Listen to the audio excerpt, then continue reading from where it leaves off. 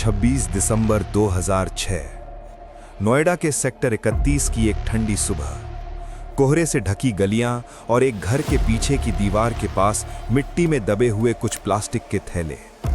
जब मजदूरों ने उस जगह की खुदाई शुरू की तो किसी को अंदाजा भी नहीं था कि वे सिर्फ मिट्टी नहीं बल्कि भारत के सबसे खौफनाक अपराधों में से एक की परतें खोद रहे हैं। कुछ ही देर में जमीन से निकली छोटे छोटे बच्चों की हड्डियां, खोपड़ियां और कपड़ों के टुकड़े। एक घर के पीछे से एक नहीं, दो नहीं, बल्कि दर्जनों इंसानी अवशेष।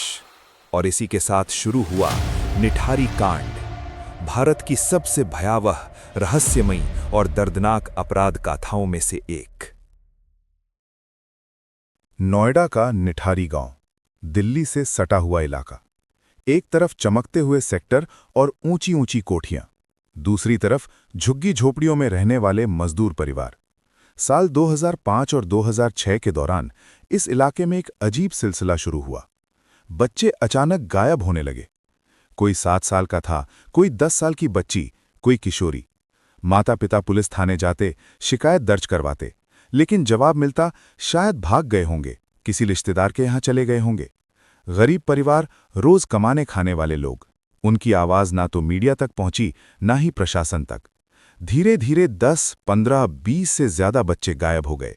मगर असली सच्चाई सबके सामने आने में अभी वक्त था। निठारी गांव के पास एक आलीशान कोठी थी, सेक्टर 31, कोठी नंबर D5। इस कोठी का मालिक था मुनिंदर सिंह पंढेर, एक संपन्न व्यवसायी व्यक्ति। अक्सर विदेश यात्राओं पर जाता था। वो बड़ी गाड़ियों और ऊंचे रुतबे वाला इंसान था। उसके साथ रहता था उसका नौकर सुरेंद्र कोहली, चुपचाप रहने वाला, कम बोलने वाला, साधारण सा दिखने वाला आदमी। कोठी के बाहर से देखने पर सब कुछ सामान्य लगता था, लेकिन दीवारों के अंदर एक ऐसा अंधेरा पल रहा था जिसकी कल्पना भी डर पैदा कर दे। दिसंबर 2006 में एक लड़की के गायब होने के बाद उसका परिवार लगातार पुलिस के चक्कर काट रहा था। एक दिन किसी ने बताया कि उस लड़की को आखिरी बार कोठी D5 के पास देखा गया था। पुलिस ने जब वहां पूछताछ की तो पहले सब कुछ सामान्य बताया गया, लेकिन जब घर के पीछे की नाली और खाली जगह की जांच हुई तो मिट्टी से निकलने लगे हड्डियों के टुकड़े। धीरे धीरे खुदाई बढ़ी और सामने आया इंसानी कंकालों का ढेर। पूरा देश सन्न रह गया। टीवी चैनल्स पर एक ही खबर, नोएडा में बच्चों के कंकाल बरामद।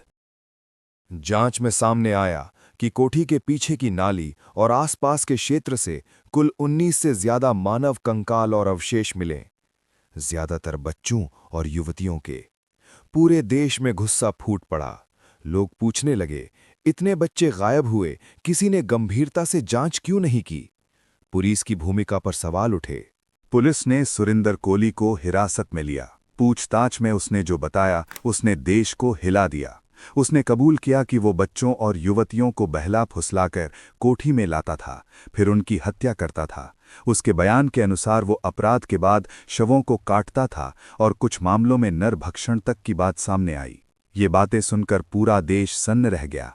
हालांकि बाद में कोर्ट में उसके कई बयानों को लेकर सवाल उठे। क्या कबूलनामा दबाव में लिया गया था? क्या जांच पूरी तरह निष्पक्ष थी? कोठी के मालिक मुनिंदर सिंह पांढेर को भी गिरफ्तार किया गया। शुरुआत में उस पर भी हत्या और षड्यंत्र के आरोप लगे, लेकिन बाद की सुनवाई में कई मामलों में अदालत ने कहा कि पुख्ता सबूतों की कमी है कि वो सीधे तौर पर हत्या में शामिल था। कुछ मामलों में वो बरी हुआ, कुछ में सजा मिली और बाद में उच्च न्यायालय में कई फैसलों को पलट दिया गया। ये मामला कानूनी रूप से भी बेहद जटिल बन गया। जनता के भारी दबाव और मीडिया की कवरेज के बाद मामला सीबीआई को सौंप दिया गया। सीबीआई ने अलग अलग मामलों में चार्जशीट दाखिल की। हर पीड़ित के लिए अलग केस दर्ज हुआ। सुरेंद्र कोहली को कई मामलों में मौत की सजा सुनाई गई, लेकिन अपीलों के दौरान कई फैसले बदले गए। कुछ मामलों में सजा बरकरार रही, कुछ में सबूतों की कमी का हवाला दिया गया। निठारी कांड के मामले अलग अलग अदालतों में चले। 2010 से 2023 तक कई फैसले आए। कुछ मामलों में कोहली को फांसी की सजा दी गई, लेकिन 2023 में इलाहाबाद हाईकोर्ट ने कुछ मामलों में सबूतों की कमी और जांच की खामियों का हवाला देते हुए सजा को पलट दिया। इस फैसले ने फिर से पूरे देश में बहस छेड़ दी। क्या न्याय हुआ या कहीं जांच में बड़ी चूक हुई? इस केस ने सिर्फ एक अपराध नहीं उजागर किया, इसने कई बड़े सवाल उठाए। गरीब परिवारों की शिकायतों को गंभीरता से क्यों नहीं लिया गया? पुलिस ने शुरुआती गुमशुदगी की रिपोर्ट पर सक्रियता क्यों नहीं दिखाई? क्या सामाजिक असमानता ने इस अपराध को लंबा चलने दिया? निठारी कांड सिर्फ एक सीरियल किलिंग केस नहीं था, ये सिस्टम की असफलता की कहानी भी था। इस घटना के बाद गुमशुदा बच्चों के मामलों को लेकर जागरूकता बढ़ी, पुलिस की कार्यप्रणाली पर निगरानी बढ़ी, मीडिया की भूमिका मजबूत हुई। लेकिन उन परिवारों का दर्द आज भी वैसा ही है, जिनके बच्चे कभी लौटकर नहीं आए। कल्पना कीजिए, एक मां आज भी दरवाजे की तरफ देखती है। उसे लगता है शायद उसका बच्चा अभी आएगा। निठारी की वो कोठी आज भी खड़ी है। दीवारें चुप हैं, लेकिन उनमें दबी चीखें इतिहास का हिस्सा बन चुकी हैं। निठारी कांड हमें याद दिलाता है, अपराध सिर्फ अपराध नहीं होता, वो समाज की संवेदनहीनता का आईना भी होता है। और शायद यही इस कहानी का सबसे डरावना सच है, क्योंकि कभी-कभी सबसे बड़ा अपराध खामोशी होती है।